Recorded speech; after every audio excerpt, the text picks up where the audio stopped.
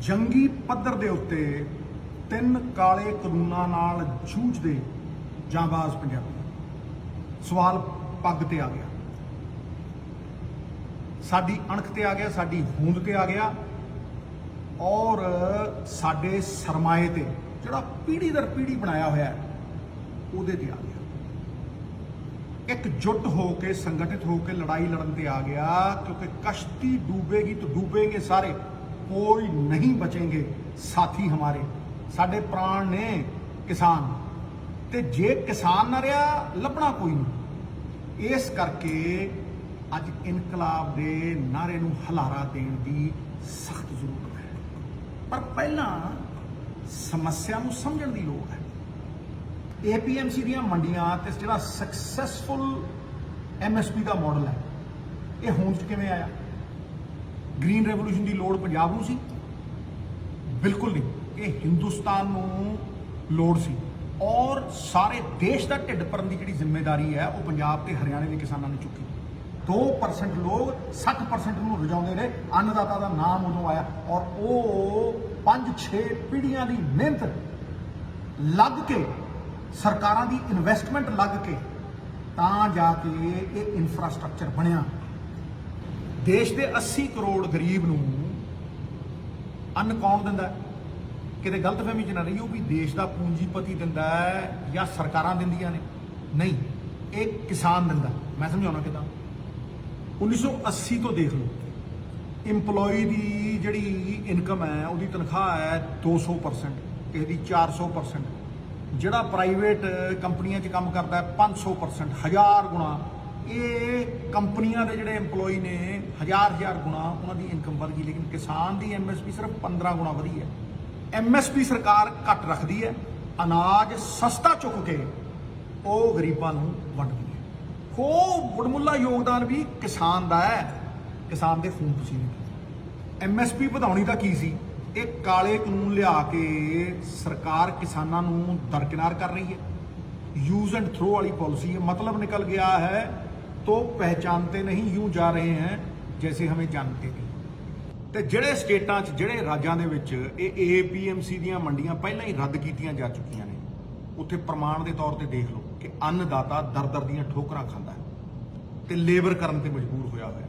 ਜਗ ਜ਼ਾਹਿਰ ਹੈ ਕਿ ਸਿਰਫ 6% ਲੋਕਾਂ ਨੂੰ MSP ਮਿਲਦੀ ਸੀ ਕਿਸਾਨਾਂ 'ਚੋਂ, ਔਰ ਜਿਹੜੇ 94% ਫ੍ਰੀ ਮਾਰਕੀਟ 'ਚ ਘੁੰਮ ਰਹੇ ਆ ਉਹਨਾਂ ਦੀ ਹਾਲਤ ਦੇਖ ਲਓ, ਬਦਨੋਂ ਬੱਤਰ।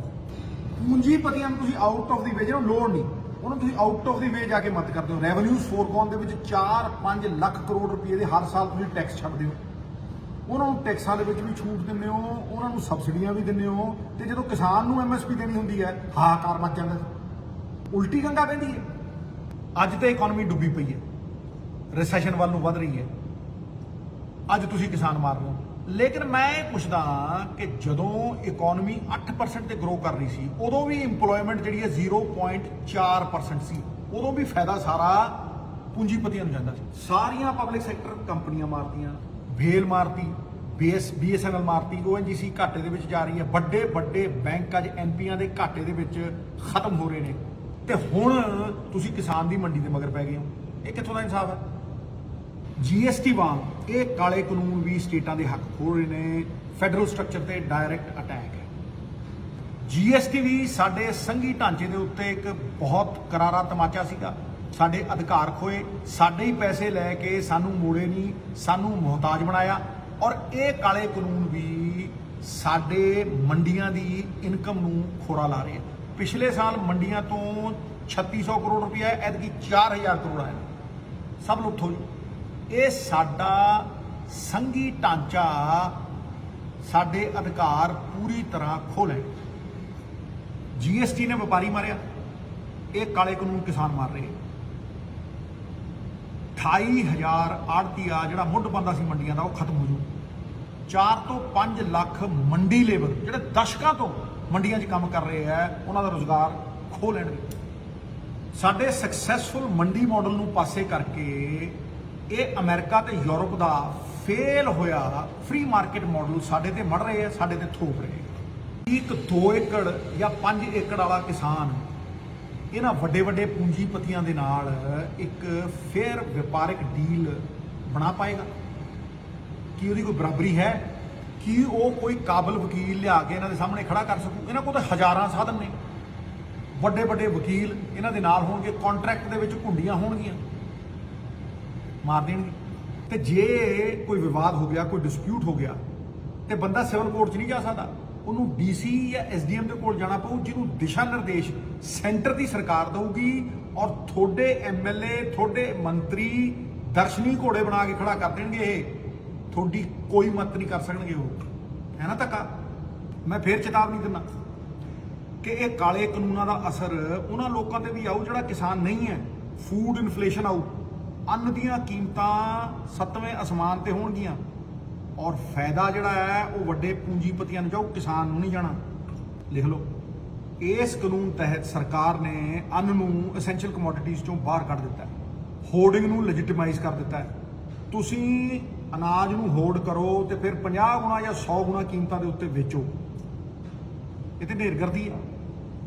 ਇੰਨਾ ਹੀ ਨਹੀਂ, ਇੱਕ ਹੋਰ ਘਾਤਕ ਬਿੱਲ ਤਿਆਰ ਕਰੀ ਬੈਠੇ ਆ, ਵਿਚ will be the last nail in our ਕਾਫਿਨ, ਖਤਮ ਕਰ ਦੂਗਾ ਪੰਜਾਬ ਨੂੰ। ਉਹ ਹੈ ਇਲੈਕਟ੍ਰਿਸਿਟੀ ਅਮੈਂਡਮੈਂਟ ਬਿੱਲ। ਉਹਦਾ ਡਰਾਫਟ ਬਣਾਈ ਬੈਠੇ ਆ, ਜਿੱਦਣ ਚਾਹਣਗੇ 2 ਦਿਨਾਂ ਦੇ ਵਿੱਚ ਉਹਨੂੰ ਪਾਸ ਕਰਕੇ ਪਰੇ ਮੰਨਗੇ। ਤੇ ਹੰਗਾਮਾ ਜ਼ਿਆਦਾ ਹੋ ਰਿਹਾ। ਉਹ ਕੀ ਹੈ ਭਾਈ? ਉਹ ਸਾਰਾ ਦਾ ਸਾਰਾ ਕੰਟਰੋਲ ਪੰਜਾਬ ਰਾਜ ਬਿਜਲੀ ਬੋਰਡ ਦਾ ਹੁਣ ਸੈਂਟਰ ਦੇ ਕੋਲ ਡਾਇਰੈਕਟਲੀ ਚਲਾ ਜਾਊਗਾ।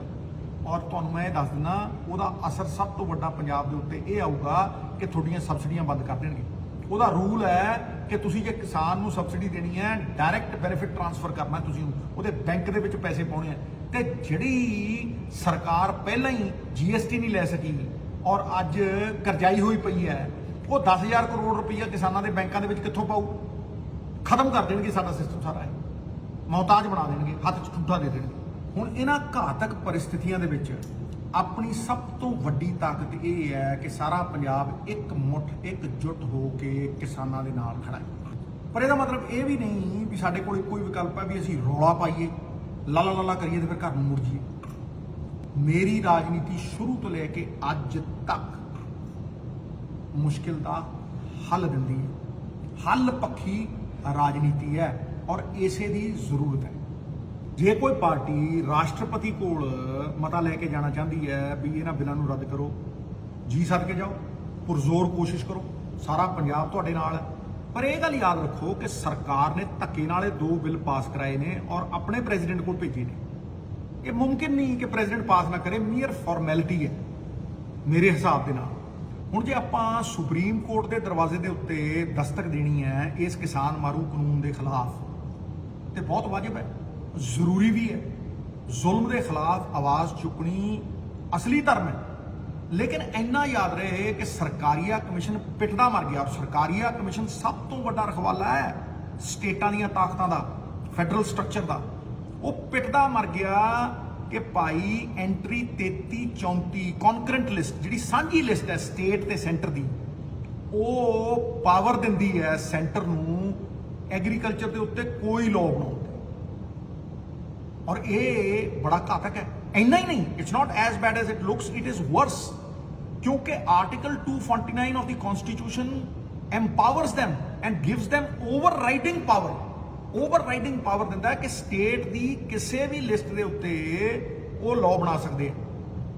ਇਹਦੀਆਂ ਸ਼ਿਕਾਇਤਾਂ ਨੇ, ਤੁਸੀਂ ਦੇਖੋ ਤਾਮਿਲਨਾਡੂ ਔਰ ਵੈਸਟ ਬੰਗਾਲ ਵਰਗੇ ਉੱਗੇ ਜਿਹੜੇ ਸਟੇਟ ਨੇ, ਉਹਨਾਂ ਨੇ ਸਰਕਾਰੀਆ ਕਮਿਸ਼ਨ ਨੂੰ ਲਿਖ ਕੇ ਦਿੱਤਾ ਕਿ ਇਹ ਐਂਟੀ ਸਟੇਟ ਹੈ।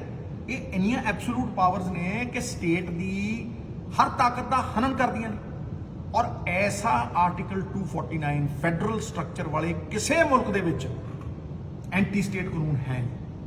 ਹੁਣ ਤੁਸੀਂ ਮੈਨੂੰ ਦੱਸੋ, ਇਹਨਾਂ ਹਾਲਾਤਾਂ ਦੇ ਵਿੱਚ ਕੀ ਸੁਪਰੀਮ ਕੋਰਟ ਆਰਟੀਕਲ 249 ਨੂੰ ਇਗਨੋਰ ਕਰ ਦੂ ਔਰ ਪੰਜਾਬ ਦਾ ਪੱਖ ਪੂਰੂ? ਸੰਭਵ ਤੇ ਹੈ, ਪਰ ਸੰਭਾਵਨਾ ਬਹੁਤ ਘੱਟ ਹੈ। Possible but not probable. ਸਾਡੀ ਪੱਗ ਨੂੰ ਹੱਥ ਪਾਇਆ, ਸਾਡੇ ਵਕਾਰ ਨੂੰ ਲਲਕਾਰਿਆ, ਪਰ ਇਹਨਾਂ ਸਭ ਚੀਜ਼ਾਂ ਦੇ ਬਾਵਜੂਦ ਇੱਕ ਮਿਹਰ ਬਰਸ ਰਹੀ ਹੈ। ਉਹ ਇਹ ਹੈ ਕਿ 3 ਕਰੋੜ ਪੰਜਾਬੀ, ਸਾਰੀਆਂ ਪੋਲੀਟੀਕਲ ਪਾਰਟੀਆਂ ਔਰ ਸਾਰੀਆਂ ਕਿਸਾਨ ਯੂਨੀਅਨਾਂ ਇੱਕ ਮੁੱਠ ਨੇ, ਇੱਕਜੁੱਟ ਨੇ, ਆਤੁਰ ਨੇ ਕਿ ਪੰਜਾਬ ਦੇ ਕਿਸਾਨ, ਪੰਜਾਬ ਦੀ ਅਣਖ, ਪੰਜਾਬ ਦੀ ਪਛਾਣ ਨੂੰ ਕਿੱਦਾਂ ਬਚਾਇਆ ਜਾਵੇ। ਇਹ ਸਮੇਂ ਦੀ ਮੰਗ ਹੈ। ਹਰ ਪੰਜਾਬੀ ਦੀ ਆਵਾਜ਼ ਹੈ ਕਿ ਇੱਕ ਕਾਮਨ ਮਿਨੀਮਮ ਪ੍ਰੋਗਰਾਮ ਉਲੀਕਿਆ ਜਾਵੇ ਔਰ ਯੋਜਨਾਬੱਧ ਤਰੀਕੇ ਦੇ ਨਾਲ ਉਲੀਕਿਆ ਜਾਵੇ। ਸਹੀ ਸਮੇਂ ਦੇ ਉੱਤੇ ਆਰੰਭ ਕੀਤੀਆਂ ਹੋਈਆਂ ਨੀਤੀਆਂ ਫਲਦਾਈ ਸਿੱਧ ਹੁੰਦੀਆਂ ਨੇ। ਸਾਡੇ ਕੋਲ ਸਰਮਾਇਆ ਹੈ ਬਾਬੇ ਨਾਨਕ ਦਾ, ਔਰ ਬਾਬਾ ਜੀ ਕਹਿੰਦੇ ਆ ਆਪਣ ਹੱਥੀ ਆਪਣਾ ਆਪੇ ਹੀ ਕਾਜ ਸੰਵਾਰੀਏ। ਅਸੀਂ ਤਿਆਰ ਰਹੀਏ, ਅਸੀਂ ਹਰ ਆਪਦਾ ਲਈ ਤਿਆਰ ਰਹੀਏ। ਸੰਗਠਿਤ ਹੋਈ ਸ਼ਕਤੀ ਜਿੱਤ ਦਾ ਕਾਰਨ ਬਣਦੀ ਹੈ, ਵਿਭਾਜਿਤ ਹੋਈ ਸ਼ਕਤੀ ਪਤਨ ਦਾ ਕਾਰਨ ਬਣਦੀ ਹੈ। ਸੰਘਰਸ਼ ਪੰਜਾਬੀਆਂ ਦਾ ਗਹਿਣਾ ਹੈ। ਕਿਸਾਨਾਂ ਦੀਆਂ ਮੰਡੀਆਂ, MSP, ਕਿਸਾਨਾਂ ਦੇ ਹੱਕਾਂ ਦੇ ਲਈ ਜਿਹੜਾ ਅੰਦੋਲਨ ਹੈ ਉਹਨੂੰ ਬਰਕਰਾਰ ਰੱਖੀਏ, ਜਾਰੀ ਰੱਖੀਏ, ਉਹਨੂੰ ਹੋਰ ਵਧੇਰੇ ਵਧਾਈਏ। ਲੇਕਿਨ ਕਿਸਾਨਾਂ ਦੀਆਂ ਮੌਜੂਦਾ ਔਰ ਆਉਣ ਵਾਲੀਆਂ ਜਿਹੜੀਆਂ ਮੁਸੀਬਤਾਂ ਦੇ ਉੱਤੇ ਚਿੰਤਨ ਕਰਨ ਲਈ, ਉਹਨਾਂ ਦੇ ਹੱਲ ਕੱਢਣ ਦੇ ਲਈ ਇਸ ਕਾਮਨ ਮਿਨੀਮਮ ਪ੍ਰੋਗਰਾਮ ਦੇ ਵਿੱਚ ਆਪਣਾ ਆਪਣਾ ਯੋਗਦਾਨ ਪਾਈਏ। ਕੋਈ ਤਾਕਤ ਜੋ ਹੋਵੇ, ਕੋਈ ਤਾਕਤ ਦੇ ਵਿੱਚ ਆਵੇ, ਪੁਰਜ਼ੋਰ ਪ੍ਰਯਾਸ ਦੇ ਨਾਲ ਇਹ ਕਾਮਨ ਮਿਨੀਮਮ ਪ੍ਰੋਗਰਾਮ ਸਿਰੇ ਚਾੜਿਆ ਜਾਵੇ। ਮੇਰਾ ਇਸ ਕਾਮਨ ਮਿਨੀਮਮ ਪ੍ਰੋਗਰਾਮ ਦੇ ਲਈ ਪਹਿਲਾ ਸੁਝਾਅ ਇਹ ਹੈ ਕਿ ਪੰਜਾਬ ਦੀਆਂ ਸਾਰੀਆਂ ਪੋਲੀਟੀਕਲ ਪਾਰਟੀਆਂ, ਪੰਜਾਬ ਦੀਆਂ ਸਾਰੀਆਂ ਕਿਸਾਨ ਯੂਨੀਅਨਾਂ, ਪੰਜਾਬ ਦਾ ਬੱਚਾ, ਪੰਜਾਬ ਦੇ ਬਜ਼ੁਰਗ, ਪੰਜਾਬ ਦੇ ਜਵਾਨ ਡਟ ਕੇ ਇਹਨਾਂ ਕਾਲੇ ਕਾਨੂੰਨਾਂ ਦੇ ਵਿਰੋਧ ਕਰਨ ਔਰ ਜਦ ਤੱਕ ਰਗਾਂ 'ਚ ਲਹੂ ਹੈ ਤਦ ਤੱਕ ਲੋਆਂ ਆਵਾਜ਼ ਦੇਵੇ ਵੀ ਇਹਨੂੰ ਲਾਗੂ ਨਹੀਂ ਹੋਣਾ। ਮੇਰਾ ਦੂਸਰਾ ਸੁਝਾਅ ਇਹ ਹੈ ਪਿਆਰੇ ਪੰਜਾਬੀਓ, ਪੰਜਾਬ ਸੈਂਕੜੇ ਕਰੋੜਾਂ ਦੀਆਂ ਦਾਲਾਂ, ਆਟਾ ਦਾਲ ਸਕੀਮ ਵਾਸਤੇ ਬਾਹਰੋਂ ਇੰਪੋਰਟ ਕਰਦਾ। ਤੁਸੀਂ ਕਿਸੇ ਯੂਨੀਵਰਸਿਟੀ ਨੂੰ ਦੇਖ ਲਓ, Punjab university, Punjab agriculture university, Punjabi university, ਫਾਈਲਾਂ ਹੀ ਪਈਆਂ, ਰਿਪੋਰਟਾਂ ਬਣ ਕੇ। ਜਿੰਨੇ ਐਕਸਪਰਟ ਨੇ ਸਾਰੇ ਕਹਿੰਦੇ ਨੇ ਕ੍ਰੌਪ ਡਾਈਵਰਸੀਫਿਕੇਸ਼ਨ ਕਰੋ, ਭਾਈ ਸਬਜ਼ੀਆਂ ਲਾਓ, ਫਰੂਟ ਲਾਓ, ਆਇਲ ਸੀਡ ਲਾਓ, ਇਹ ਸਾਰੀਆਂ ਚੀਜ਼ਾਂ ਤੁਸੀਂ ਲਾਓ। ਲੇਕਿਨ ਕਿਸਾਨ ਬਹੁਤ ਸਿਆਣਾ ਹੈ। ਕਿਸਾਨ ਝੋਨਾ ਤੇ ਕਣਕ ਇਸ ਕਰਕੇ ਲਾਉਂਦਾ ਹੈ ਕਿਉਂਕਿ ਉਹਨੂੰ ਉੱਥੇ MSP ਮਿਲਦੀ ਹੈ।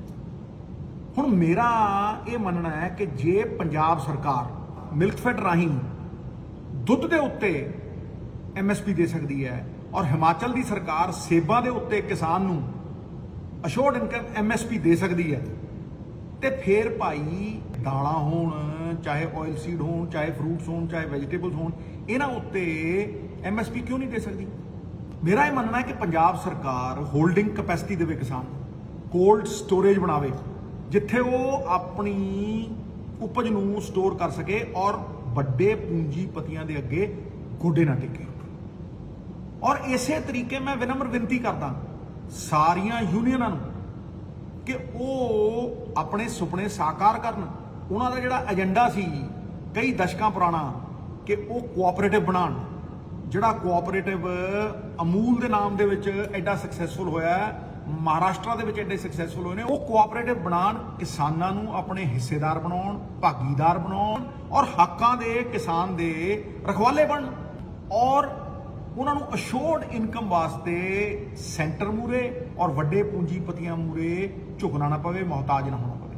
ਆਪਣਾ ਮੁਕੱਦਰ ਉਹਨਾਂ ਦੇ ਹੱਥ ਦੇ ਵਿੱਚ ਰਹੇ, ਸਟੇਟ ਗਵਰਨਮੈਂਟ ਉਹਨਾਂ ਨੂੰ ਸਟੋਰੇਜ ਕੈਪੈਸਿਟੀ ਦੇਵੇ, ਉਹਨਾਂ ਨੂੰ ਅਸ਼ੋਰਡ ਇਨਕਮ ਦੇਵੇ ਤਾਂ ਕਿ ਕਿਸਾਨ ਕਦੇ ਮੁਹਤਾਜ ਨਾ ਹੋਵੇ ਔਰ ਬਰਾਬਰੀ ਦੇ ਉੱਤੇ ਅੱਖਾਂ 'ਚ ਅੱਖ ਪਾ ਕੇ ਖੜੇ, ਤੇ ਕਿਸਾਨ ਪੰਜਾਬ ਦੀਆਂ ਆਪਣੀਆਂ ਪੁਸ਼ਤੈਨੀ ਮੰਡੀਆਂ ਦਾ ਤੇ MSP ਦਾ ਪੂਰਾ ਲਾਹਾ ਲੈ ਸਕੇ।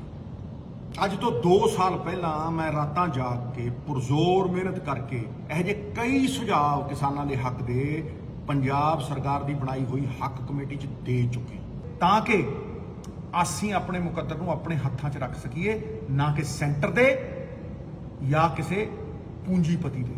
ਬਹਾਦਰ ਕਦ ਕਿਸੇ ਦਾ ਆਸਰਾ ਅਹਿਸਾਨ ਲੈਂਦੇ ਨੇ, ਉਸੇ ਨੂੰ ਕਰ ਗੁਜ਼ਰਦੇ ਨੇ ਜੋ ਮਨ ਵਿੱਚ ਠਾਣ ਲੈਂਦੇ ਨੇ। ਮਿੱਤਰੋ, ਲੜਾਈ ਜਿੰਨੀ ਜੋਸ਼ ਦੀ ਹੈ ਓਨੀ ਹੋਸ਼ ਦੀ ਹੈ। ਸਾਹਮਣੇ ਵਾਲਾ ਸ਼ਾਤਰ ਹੈ ਪਰ ਦਿਆਂਗੇ ਸ਼ੈ ਮਾਰ। ਮੈਂ ਕੱਲ ਨੂੰ ਸੜਕ ਤੇ ਉਤਰੂ ਆਪਣਾ ਦਿਲ ਫੁੱਲ ਪਾਉਂ। सरफरोशी की तमन्ना अब हमारे दिल में है, देखना है जोर कितना बाजू एक कातिल में है। वक्त आने पे बता देंगे तुझे ऐ आसमां, हम अभी से क्या बताएं क्या हमारे दिल में है।